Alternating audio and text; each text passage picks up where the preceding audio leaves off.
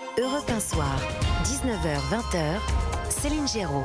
19h22, installez-vous confortablement, vous êtes sur Europe 1 jusqu'à 20h, on vous accompagne, on décrypte, on analyse l'actualité et elle est riche en ce moment. 24 heures après sa nomination, Gabriel Attal enchaîne les consultations actuellement pour constituer son futur gouvernement. Jacques Serret dans le journal nous a donné les premières pistes, les indiscrétions, les premiers noms qui circulent. Son exécutif pourrait d'ailleurs être finalisé d'ici la fin de la semaine. Un ministre aurait déjà été confirmé, c'est Gérald Darmanin. Le ministre de l'Intérieur faisait d'ailleurs partie des opposants à sa nomination, comme Bruno Le Maire. Alors, première question, je vais commencer avec vous, Catherine Ney. Merci beaucoup d'être avec nous. La cohabitation entre ces deux hommes qui ne sont pas particulièrement proches, on le sait, dans un contexte tendu qu'on a décrit, est-elle possible ? Elle devra l'être en tous les cas, mais que Gérald Darmanin, qui était quand même donné comme Premier ministrable il y a encore 6 mois, il y a eu 2 week-ends où le président lui a dit surtout restez, je ne sais pas si c'est toi, reste à Matignon dimanche parce qu'il va se passer quelque chose. Et puis comme si tu as voulu voir Vesoul, tu as vu Vierzon, quoi. Je veux dire, il est resté à l'intérieur. Sûrement, et puis lorsqu'il a fait sa sortie chez lui, où il faisait l'été, où on disait il lance sa campagne, il lance quelque chose, peut-être, voilà, et bien Madame Borne est venue lui casser un petit peu l'ambiance. Alors qu'il voit arriver un plus jeune qu'eux, c'est toujours quelque chose qui est désagréable, mais ils vont bien devoir s'entendre. En tous les cas, c'est vrai que lorsque le nouveau Premier ministre a fait une déclaration lors de la passation de pouvoir, il a parlé d'une des priorités qui était la sécurité. Et c'est lui qui a demandé au ministre de l'Intérieur, qui a été averti par le président de la République qu'il restait à Beauvau. Enfin, le Premier ministre lui a dit il faut arranger, on va faire un déplacement. Oui. Et donc, mais c'est le ministre de l'Intérieur qui a choisi le lieu. Voilà. Et comme par hasard, il a choisi Hermont, qui est un endroit où avec des locaux neufs, des gens très contents de travailler, qui ont dit au Premier ministre combien ils étaient contents du travail du ministre de l'Intérieur, qui faisait un peu la tête, qui était content. Enfin, vous voyez. Oui, voilà. Bon. C'est une harmonie de façade, Louis de Ragnel, on peut le dire. Non, je parle sous le contrôle de Catherine Ney, qui a une science bien plus experte que la mienne sur ces sujets-là. Mais dans les gouvernements, il faut arrêter d'imaginer que c'est une bande d'amis. Oui. Dans tous les gouvernements, en tout cas que j'ai pu voir, il y avait toujours des inimitiés entre les uns et les autres. Il y avait des gens qui ont été candidats les uns contre les autres. Donc voilà, faut essayer aussi de casser ce mythe que certains peuvent... on est dans un cas de figure un peu particulier. Alors, là, la difficulté d'un point de vue... Alors, il y a les relations personnelles, et au-delà des relations personnelles, parfois un Premier ministre peut avoir besoin d'un poids lourd politique qu'il n'apprécie pas forcément, parce qu'il sait que cette personne va peut-être pouvoir servir la cause du gouvernement qu'il porte. Là, la complexité, c'est que vous avez 4 ministres, Bruno Le Maire, Gérald Darmanin, Éric Dupond-Moretti et Sébastien Lecornu, qui, dans le précédent gouvernement, avec Elisabeth Borne, ne considérait absolument pas la Première ministre et n'avait comme chef qu'Emmanuel Macron. Ce sera le cas de Gérald Darmanin. Alors, et la difficulté, la question que moi je me pose, c'est de qui Gabriel Attal sera le Premier ministre. C'est-à-dire que s'il n'a pas l'économie, l'intérieur, la justice... et le ministère des Armées, Affaires étrangères, ça pose des vraies questions de ce qu'il veut faire et des capacités qu'il a pour gouverner. Et donc les 4 autres ont pris des bonnes ou des mauvaises habitudes. Est-ce que Gabriel Attal va vouloir marquer un acte d'autorité en expliquant que maintenant c'est lui le Premier ministre et que ces 4-là lui doivent loyauté dépendent réellement de lui, je ne sais pas, et on sait aussi, en revanche, ça, c'est une certitude, hier soir, Gérald Darmanin a échangé avec Emmanuel Macron. Emmanuel Macron lui aurait dit qu'il le renouvelle comme ministre de l'Intérieur, mais on sait également que ça n'a pas plu à Gabriel Attal, parce que c'est pas au-delà de... Alors, il y a la tambouille, il y a l'arrière-cuisine, et c'est des choses qui peuvent se faire. Mais quand vous êtes Premier ministre, vous aimez quand même au moins afficher le fait que c'est vous qui choisissez votre gouvernement. Il n'est pas à la manœuvre, d'accord, on l'a compris. Catherine n'est pas d'accord avec moi. On va en parler dans quelques secondes, Catherine. Vous restez avec nous, bien sûr. Pardon. Voilà. Ministre, enfin, qui, je veux dire, on est devant un leurre, on fait semblant. C'est le président qui décide, franchement. Mais vous avez raison, Catherine. Écoutez... Mais regardez, par exemple, je vais vous donner... Et après, promis, je coupe. Il y a une différence entre Gérald Darmanin et Bruno Le Maire. Bruno Le Maire, je pense, a reçu la même assurance que celle de Gérald Darmanin, mais je pense qu'il va avoir une forme de finesse de laisser Gabriel Attal l'annonçait lui-même. Alors, les amis, Bon, on reste ça changera ensemble. pas grand-chose. Ça fait Non. beaucoup parler. On a plein de choses à se dire. On Oui. en parle dans quelques instants avec vous, Catherine Ney et Louis de Ragnel. Et on se retrouve dans quelques instants pour poursuivre le débat. Riche. Europe 1, le journal permanent. Les Français aspirent à vivre tranquillement et paisiblement dans notre pays. Le nouveau Premier ministre Gabriel Attal a fait de la sécurité et de l'ordre des priorités absolues lors de son déplacement au commissariat d'Hermont dans le Val d'Oise mercredi, en affichant au passage sa bonne entente avec le ministre de l'Intérieur Gérald Darmanin. En début de semaine, Emmanuel Macron a proposé à Elisabeth Borne d'être ministre des Armées, proposition qu'elle a refusée. L'ancien PDG de Total, Thierry Desmarais, est mort aujourd'hui à l'âge de 78 ans. Il était le patron de Total de 1995 à 2007. Il en avait fait une compagnie de taille mondiale. Mahmoud Abbas, favorable à une réforme de l'autorité palestinienne selon Anthony Blinken, après une rencontre entre les deux hommes en Cisjordanie. Il s'est engagé à le faire et il est tout à fait prêt à aller de l'avant, a déclaré Anthony Blinken. En mer Rouge, les armées britanniques et américaines ont déjoué la plus importante attaque de Houthis. 18 drones et 3 missiles tirés par les Houthis ont été abattus par les forces britanniques et américaines. La plus importante attaque des rebelles yéménites soutenus par l'Iran, selon le gouvernement britannique. Enfin, l'épidémie de grippe s'intensifie en France. Elle touche la quasi-totalité des régions de métropole. 11 régions en épidémie. La dernière en date, les Pays de la Loire. Seules la Bretagne et la Normandie ne sont pas encore pleinement affectées par cette épidémie de grippe. 19h-20h, Europe 1 Soir.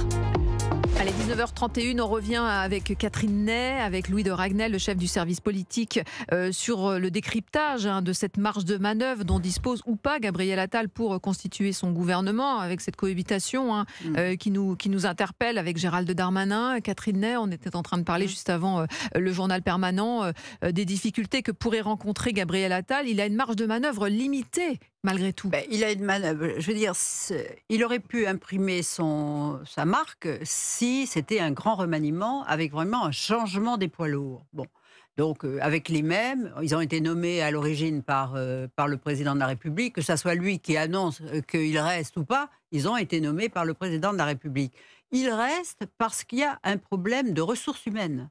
D'abord, ce sont des gens qui ont du métier, qui connaissent leur dossier. Ils n'ont pas besoin de réapprendre là en entrant, parce que quand on entre dans une charge, il faut quand même quelques semaines avant d'y voir clair. Donc, ils sont déjà au travail. Et puis, en ressources humaines, vous savez, aujourd'hui, où puiser ? Bon, il n'y a pas assez, il y a trop de néophytes au Parlement, des nouveaux venus qui ne pourraient pas tenir ces postes régaliens facilement. Et aujourd'hui, la haute autorité de la transparence, fait renoncer beaucoup de gens qui sont des spécialistes, qui pourraient dire je donne 2 ans de mon temps dans un ministère, parce qu'ils savent qu'en sortant, pendant 3 ans, ils n'auront pas le droit d'accepter un poste dans le privé qui corresponde à leurs compétences. Et en plus, ils seront moins payés comme ministres qu'ils n'ont dans... Donc, il y a entre le non-cumul des mandats qui a fait sortir du Parlement tous ces maires qui étaient comme ça, comme des seconds rôles, des gens qui jouaient un rôle important dans les commissions, qui apportaient la vie du terrain, qui donnaient de la chair au Parlement. Le non-cumul des mandats et la haute autorité de l'entreprise, on a cassé un écosystème. Donc, quand on a des gens qui sont des poids lourds et qu'on peut garder, eh bien, on les garde parce que dans le fond, on n'a pas le choix. Oui, je comprends. Effectivement, vous avez raison de préciser, c'est important, ces contraintes auxquelles sont exposés le banc de touche est très maigre au sein de Renaissance. Il n'y a pas beaucoup de remplaçants, ce que vous dites. C'est comme l'équipe alors, il n'y a pas de remplaçants, mais en fait, c'est surtout, moi, ce qui me frappe, c'est qu'il y a des remplaçants quasiment de nulle part. Il y a beaucoup de gens dans d'autres couleurs politiques, aux Républicains ou au Parti Socialiste, qui étaient des gens très compétents, qui sont partis à cause des raisons évoquées par Catherine. C'est-à-dire que le non-cumul fait que les députés n'ont plus d'ancrage local et il y a beaucoup d'élus qui ont préféré d'ailleurs choisir leur mairie plutôt que d'aller siéger au Parlement. Et effectivement, les questions de transparence font que, par exemple, moi j'ai connu des parlementaires qui étaient aussi avocats, ça ne me gêne absolument pas, qui avaient un métier à côté, qui continuaient de l'exercer. Évidemment, ils passaient pas 5 jours par semaine à exercer leur fonction d'avocat, mais ça leur permettait d'avoir un complet. Et donc, en fait, contrairement à ce que beaucoup de gens disent, l'intention, c'était d'avoir une vraie hétérogénéité, essayer de susciter l'ascenseur social pour faire émerger des nouvelles personnes à l'Assemblée nationale. C'est tout le contraire qui s'est produit. Aujourd'hui, il y a quasiment que des clones à l'Assemblée nationale. Soit ce sont des anciens fonctionnaires ou des fonctionnaires, des soit ce sont des assistants parlementaires oui. qui finissent par devenir députés. Et donc, alors c'est peut-être un peu dur ce que je vais dire, mais je trouve que ce sont des gens qui ont moins d'aspérité, Oui, des gens de qui sève, sont oui. et ça n'a rien à voir avec l'ascenseur social. Moi, je trouve qu'il y avait beaucoup plus de diversité à l'Assemblée nationale il y a 20 ans qu'aujourd'hui. Là, aujourd'hui, il y a une espèce d'homogénéité, tout le monde se ressemble. D'ailleurs, ils se ressemblent tous physiquement, ou quasiment tous physiquement. Et il y a 20 ans, vous aviez des fils de paysans, des vrais fils d'ouvriers. Il n'y en avait pas un ou deux. Il y en avait vraiment beaucoup plus qui avaient cette capacité d'ouverture. La transparence ne les enfermait pas. Et c'est vrai que du coup, donc aujourd'hui, c'est un frein pour beaucoup de monde. Et résultat des courses, vous avez un banc de touche qui est très maigre. Et puis les gens effectivement qui existent, qui sont dans des entreprises privées, n'ont aucune envie d'aller dans un poste qui les passionnerait. Mais qui considère aujourd'hui comme une galère. Jean-Christophe Couvi, secrétaire national du syndicat Unité SGP Police, vous êtes avec nous en direct dans le studio. Merci d'être là. Bonjour. Bienvenue. Justement, question toute trouvée. Est-ce que c'était le bon moment, selon vous, pour remplacer justement le ministre de l'Intérieur, si on exclut le côté personnel? Nous, effectivement, on fait pas de choix, on choisit pas notre ministre en tant que policier. Mais vous auriez aimé profiter de ce remaniement pour non, mais en revanche, on a quelqu'un quand même qui connaît la maison police depuis 3 ans, qui effectivement, comme disait Madame Ney, a cette capacité d'analyse. Il connaît les dossiers, il a quand même travaillé avec toute son équipe et le cabinet sur les JO, parce que mine de rien, on va voir tous les yeux de la planète tourner vers la France tout cet été. Donc, changer de ministre, changer de cabinet, changer peut-être de directeur général de la police, enfin, vous voyez, tout ce tintamarre. Ce que vous dites, c'est que la stabilité a du bon, en tout cas, dans votre corporation. Moi, je ne me mets pas à la place du président, mais je me dis que changer une équipe pour changer une équipe, est-ce que ça vaut le coup? Alors qu'il y a des endroits clés. Et puis pour mettre qui? Et pour mettre qui? Moi, je suis d'accord sur la profondeur du banc. C'est celle-là. Qui, aujourd'hui, au sein du parti présidentiel, est spécialiste des questions de sécurité? Qui a une vision stratégique? Ça met beaucoup de temps à acquérir. Vous ne devenez pas comme ça bon ministre de l'Intérieur en 3 semaines. D'ailleurs, Gérald Darmanin, je termine simplement d'un mot, explique que lui, il a mis entre 9 mois et quasiment 1 an avant de bien prendre possession. C'est une administration extrêmement lourde. Puis il y a beaucoup d'humains, il y a des enjeux budgétaires. C'est un écosystème qui est très complexe. On va demander aux auditeurs d'Europe 1 ce qu'ils en pensent. Ils sont nombreux à nous appeler ce soir. Bonjour Julien. Bonjour. Merci beaucoup de nous appeler Europe 1 Soir. Vous nous écoutez en Savoie. Alors, que pensez-vous qu'attendez-vous de ce nouveau gouvernement? Eh ben, pas grand-chose. Dans la mesure où l'Assemblée nationale qui vote la loi avec un groupe majoritaire, en fait minoritaire, pas la majorité absolue, je pense qu'en fait le gouvernement de M. Attal ressemblera beaucoup à celui de Mme Borne. Alors peut-être pas dans les noms, mais en tout cas dans les difficultés qu'il va rencontrer. Parce que s'il n'y a pas de retour vers le peuple, que ce soit par un référendum ou par une dissolution, nous allons vivre comme ça pendant des mois, des tractations, des 49.3, des réformes qui vont passer ric-rac sans forcément avoir l'avis du peuple, parce que contrairement à ce que l'on entend, Emmanuel Macron n'a pas été élu sur son programme, parce que d'ailleurs on l'a toujours pas compris son programme. Il a été élu pour faire barrage à Marine Le Pen. Et il ne faut pas penser que c'est un blanc-seing qui lui a été donné parce qu'il a été élu avec plus de 55% des voix, mais parce que il a fallu faire ce qu'on appelle un barrage républicain. D'ailleurs, les Français sont plus dupes parce qu'ils ne marchent de moins en moins dedans. Donc je pense que quelle que soit la personnalité que l'on va mettre, alors là c'est Gabriel Attal, on vante sa jeunesse. Bon, il y a des gens qui sont un peu plus âgés, qui peuvent aussi être très compétents. Et puis, moi, quand je vote pour quelqu'un, j'essaie aussi de trouver des gens qui me ressemblent. Et je ne suis pas persuadé que, comme vous l'avez dit, l'Assemblée nationale et les élus qu'il y a actuellement ressemblent au commun des mortels. Alors, je ne demande pas, bien sûr, faut qu'il y ait des personnes qui aient de l'expérience, mais c'est des personnes qui ont des discours, qui répètent leurs fiches, qui ont aucune incarnation.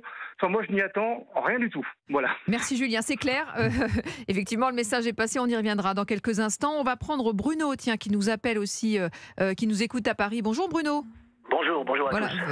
Est-ce que pour vous, c'est une bonne idée ce remaniement? Alors écoutez, moi je vais être très simple. Je suis d'accord avec ce qu'il a dit l'auditeur précédent, mais je vais dire une chose. Macron, dans son gouvernement depuis 2017, n'a mis aucun poids lourd.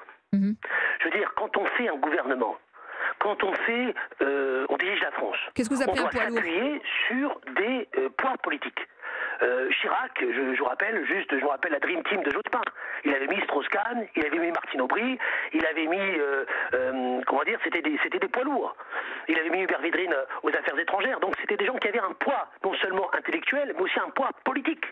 Aujourd'hui, il n'y a personne. Je veux dire, si quelqu'un il me cite 4 ou 5 ministres, à part Darmanin, comment il s'appelle, Bruno Le Maire et Gabriel Attal, je veux dire, inexistant. Des gens, le ministre de la Santé, on ne sait même pas qui c'est.